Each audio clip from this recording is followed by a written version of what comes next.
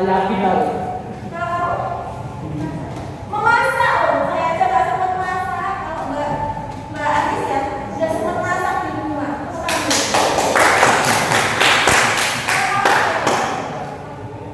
Kami sama orang tua cium tangan, salam, ya itu hal kecil tapi bermakna ya. Kalau kamu Mbak? Bersih rumah. Oke, yang lain ada lagi hari ini yang melakukan kebaikan menolong orang atau kebaikan kecil untuk diri sendiri juga nggak apa-apa. Nah, tadi habis pelajarannya Bu Yuni ya? Ya. Pelajaran apa? Matematika tentang apa tadi? Materinya kira-kira materi kayak integral ini kayak ini tuh kalian paham nggak? Ada yang paham ada? Ada yang kurang paham ada? Nah, tadi oke. Mungkin di kelas ini ada yang paham pelajaran matematika, senang gitu ya hitung-hitung. Tapi ada juga yang sudah belajar, sudah membaca, sudah mengikuti apa yang disampaikan di buku. Tapi kok saya belum muncul ya Bu? Misalnya gitu. Apakah kita semua harus memahami semua pelajaran dan semua mata pelajaran itu harus kita kuasai? Enggak ya, saya tadi drama ya, drama tadi kok saya nggak untuk pelajaran matematika Bu gitu. Ya nggak apa-apa, karena saya yakin drama pasti punya kemampuan lain, mata pelajaran lain yang lebih dia kuasai. Karena setiap kalian ini pasti memiliki potensi masing-masing ya enggak? Nah ini pentingnya kesadaran diri. Pentingnya kesadaran diri. Kalau berapa, apa potensi terbesar yang kamu miliki? Main bola. Main bola. Kamu sudah gabung di grupnya main bola SMK 7 belum? Belum. Belum. Main bola atau futsal? Dua-duanya. Dua-duanya karena di SMK 7 ada ekskul futsal, kebetulan pembinanya saya. Kita sudah tergabung sejak 3 tahun, 2 tahun yang lalu ada grupnya. Nah, kalau punya potensi, carilah apa yang kira-kira bisa mengembangkan potensimu di sekolah. Ekskul yang sesuai dengan potensimu, sesuai dengan passion kamu tadi. Gitu. Jadi walaupun kamu belum begitu paham matematika, nggak apa-apa ya berarti ya. Nggak apa-apa, yang penting kamu optimalkan terus apa yang menjadi domain kamu. Oke, hari ini ada sedang sedih, marah, takut. Coba ekspresikan apa yang kalian alami saat ini dalam lembar kertas, ya.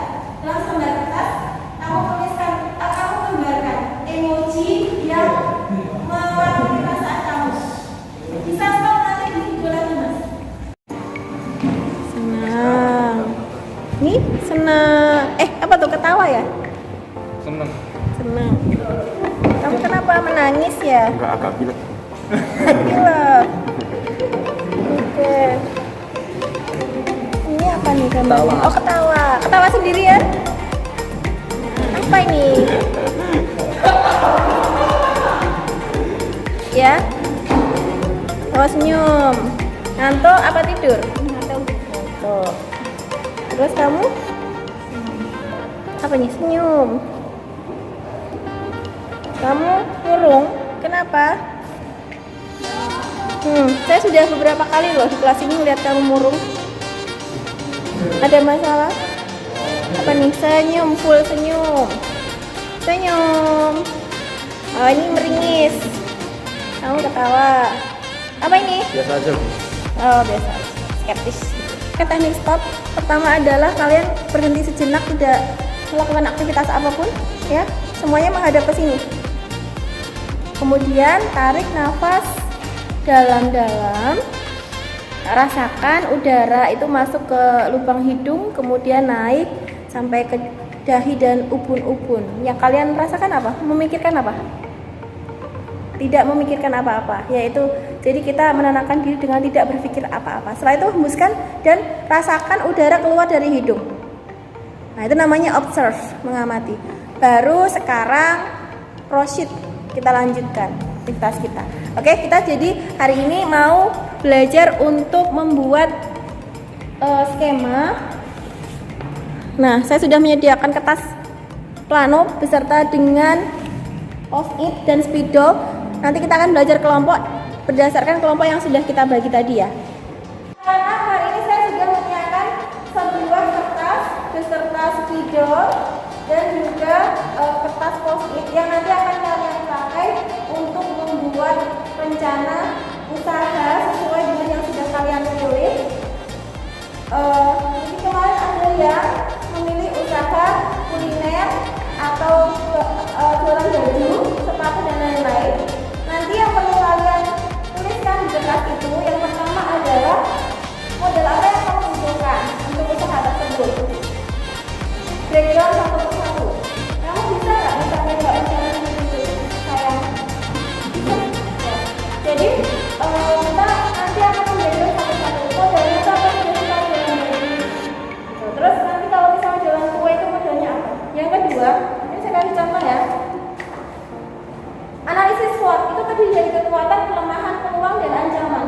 Dalam usaha itu yang menjadi kekuatan apa? Misalnya bisnis kue, kekuatannya adalah bahan-bahan yang melimpah, keterampilan memasak, dan lain-lain.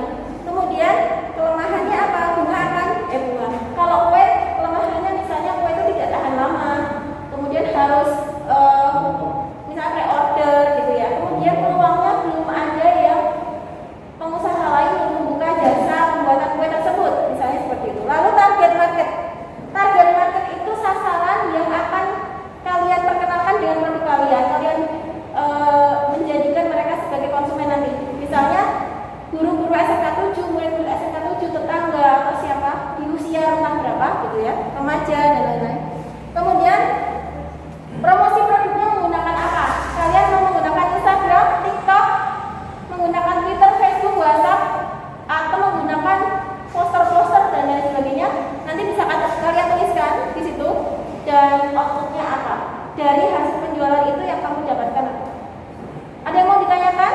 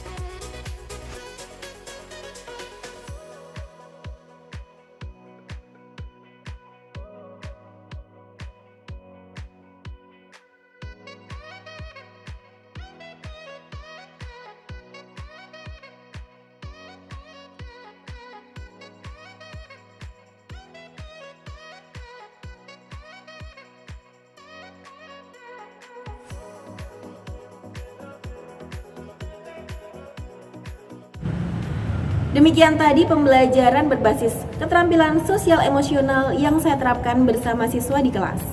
Dalam pembelajaran tersebut terdapat 5 keterampilan sosial emosional yang diterapkan. Yang pertama adalah kesadaran diri, di mana para siswa saya minta untuk menggali potensinya masing-masing dan mengembangkan potensi yang dimilikinya sesuai minat, bakat, dan passion masing-masing. Sehingga dengan pengenalan potensi diri ini, peserta didik merasa memiliki kemampuan yang pastinya berbeda antara satu dengan yang lainnya. Yang kedua adalah pengelolaan diri. Sebelum melakukan kegiatan pembelajaran, peserta didik saya minta untuk melakukan metode stop, yaitu stop atau berhenti sejenak, kemudian take a deep breath atau mengambil nafas dalam, observe atau mengamati, dan proceed, yaitu melanjutkan kegiatan. Metode stop ini dilakukan untuk membuat para peserta didik merasa nyaman, tenang, dan fokus sebelum memulai pembelajaran. Yang ketiga adalah keterampilan sosial emosional berupa kesadaran sosial. Ini terlihat ketika peserta didik melakukan kerja kelompok bersama-sama. Dalam hal ini mereka berinteraksi dan juga mengasah rasa empati untuk membantu anggota kelompok lain yang membutuhkan. Yang keempat adalah kesadaran untuk berelasi. Hal ini penting karena dalam pekerja kelompok ini mereka juga berinteraksi satu dengan yang lainnya dan bersosialisasi untuk bisa belajar bagaimana memahami orang lain dan juga berelasi dengan baik. Dan selanjutnya adalah kemampuan untuk mengambil keputusan yang bertanggung jawab. Peserta didik dalam bekerja secara kelompok, mereka berlatih untuk mengambil keputusan seperti membagi tugas kelompok masing-masing dan menjalankan perannya dengan penuh tanggung jawab, dan juga bertanggung jawab dalam menerima hasil diskusi kelompok untuk dipresentasikan di kelas. Saya juga menerapkan pembelajaran yang berdiferensiasi dengan menggunakan konten pembelajaran, proses, dan juga produk hasil belajar mereka sesuai dengan minat peserta didik, juga gaya belajar dan karakteristik masing-masing peserta didik. Dalam hal ini, peserta didik saya berikan materi pembelajaran sesuai dengan minatnya. Karena kita menggunakan materi tentang promosi produk, maka nanti produk dari hasil belajar mereka akan disajikan sesuai dengan yang mereka inginkan masing-masing. Misalnya ada yang menggunakan video, ada juga yang menggunakan poster, dan lain-lain.